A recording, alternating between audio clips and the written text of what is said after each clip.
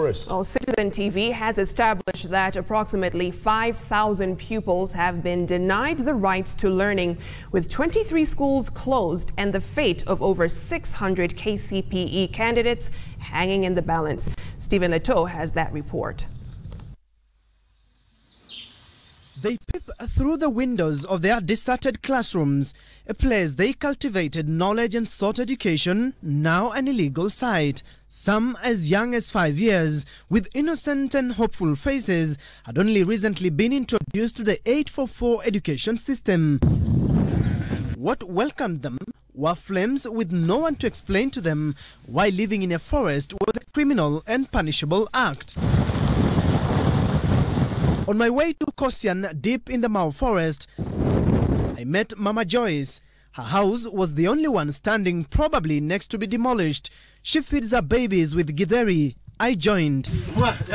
All her children attended a nearby school that is now a no-go zone.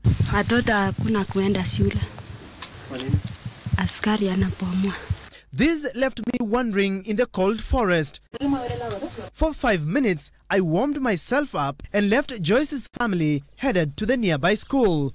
According to the Rift Valley Regional Commissioner Mongo Chimwanga, 23 schools in total were operating illegally in the Mau forest and had not been registered by the Ministry of Education, raising questions on the funding of the schools that had been established inside the forest. We are looking at the schools from definition that there is no single registered school in the Mau as we currently stand here, and that is the official report from the Department of Education, that what we have are community centers. Hatuna sasa mahali ya kupeleka watoto, kwa maana watoto wako mstoni, hatuna shule, tumefurushwa kwa shule, watoto wamefurushwa kwa shule, hawana mahali wa kwenda kufanya hiyo mtihani.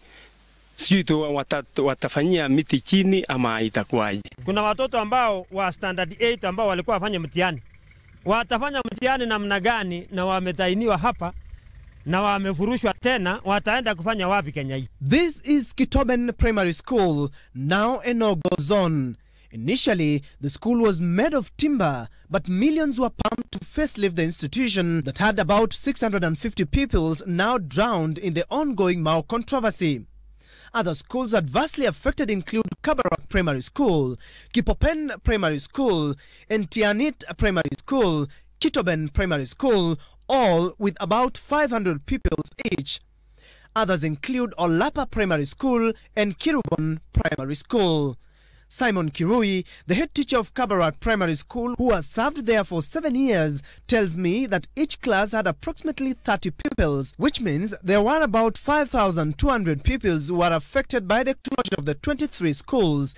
It is even more disturbing that out of this number, there are over 600 KCPE candidates who will be disadvantaged as the last leg of the term begins.